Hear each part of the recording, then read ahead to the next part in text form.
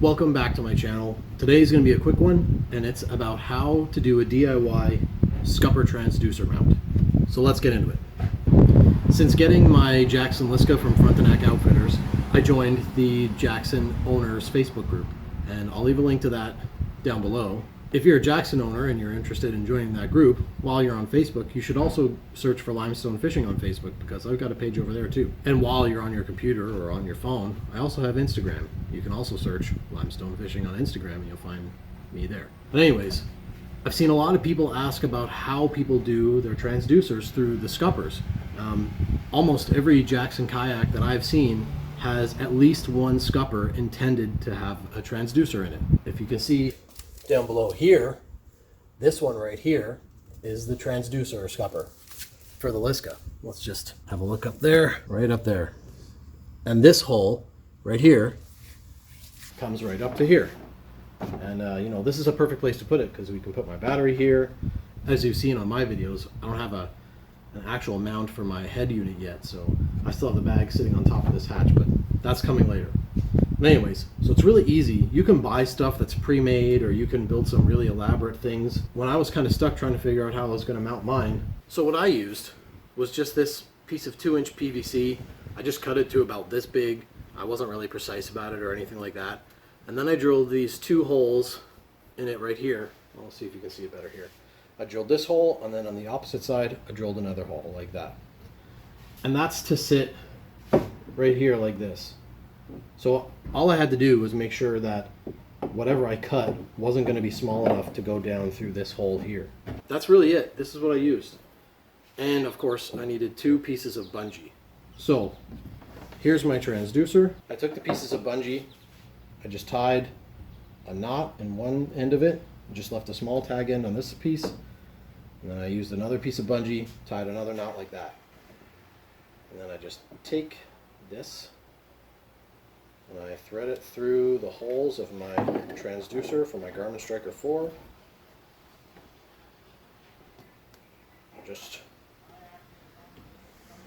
I mean, when you cut your bungee, you probably would be better off, you know, burning it so you don't get these little frayed ends, but I couldn't be bothered, so I just did it like that. And this is what's going to form the base. So when you put this underneath, you stick these bungees up through the hole, and then you loop them around inside and through this 2-inch piece of PVC piping. But before we get to that, we have this very, very long transducer cable, and all this stuff has to go up through the bottom of the boat first. So we're going to go down below. We're going to thread this up through. I'm just going to leave my transducer here. I'm going to poke this guy up through here. And then I'm just going to pull all this cabling up. And then when I get down to this point, I'm just about ready to push this up. These are going to go up through the hole too. Just like that. So when you pull these tight up around your 2-inch piece of PVC, you're going to see that the transducer locks up into position, and this thing is very solid. Like, it does not move. But before we get to that, now that we've got our transducer up here and our cable, we have to run that cable through this 2-inch piece of PVC.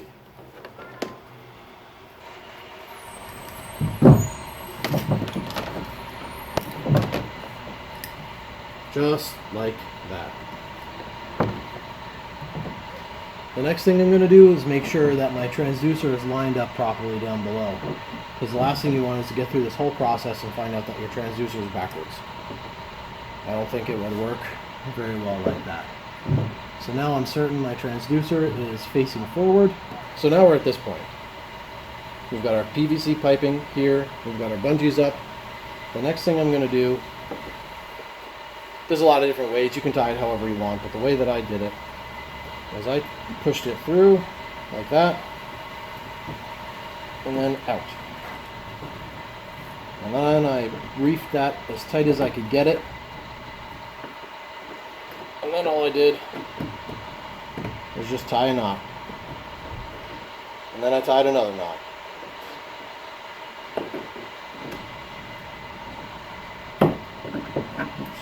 Whoops.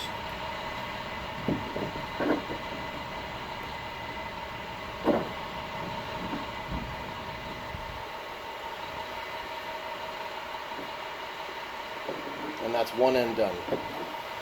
So now the next end, I'm going to take this. This one's got the little bit of frayed bit. Poke that through there. And then I'm going to pull it through the other side. Not for any particular reason, it's just how I decided to do it. Pull that nice and tight. And then I'll bring my little tag end of bungee around and tie a knot.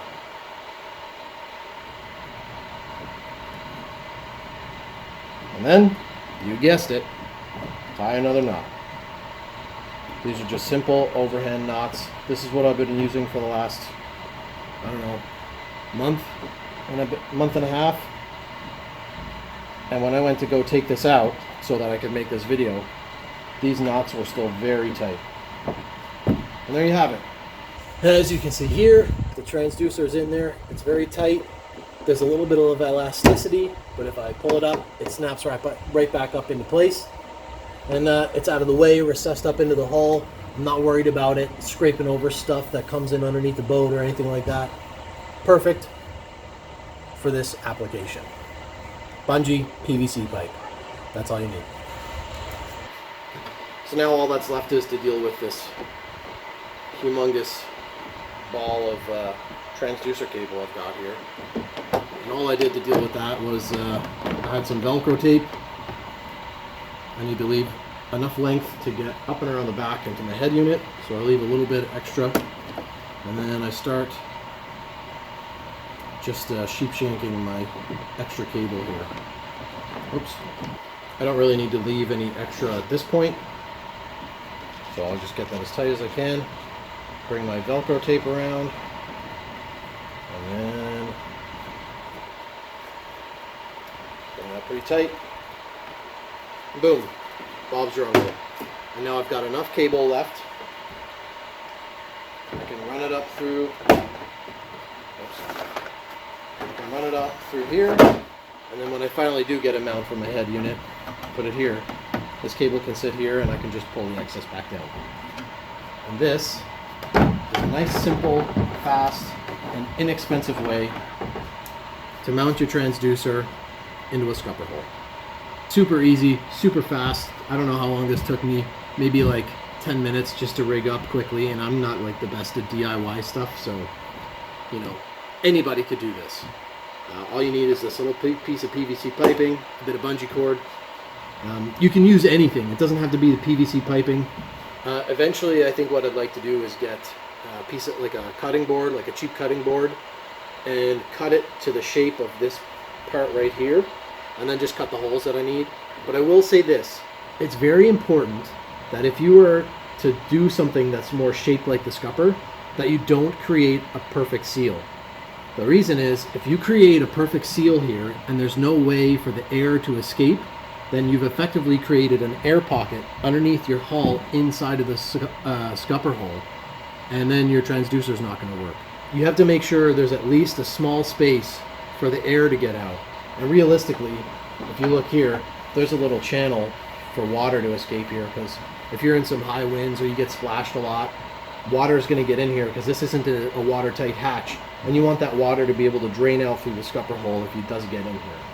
So that's for Jackson Liska owners. I don't know about whatever your model of kayak is, but I would imagine it'd be something similar. So that's it. Thanks for watching my video. I hope you liked it, and I hope it helped you. And if it did help you, let me know in the comments below. And don't forget to like this video and subscribe to my channel. And also, don't forget, like I said, I've got an Instagram page and a Facebook page as well. So if you're interested or on that social media stuff, go check me out over there. All right. Thanks for watching. Catch you later.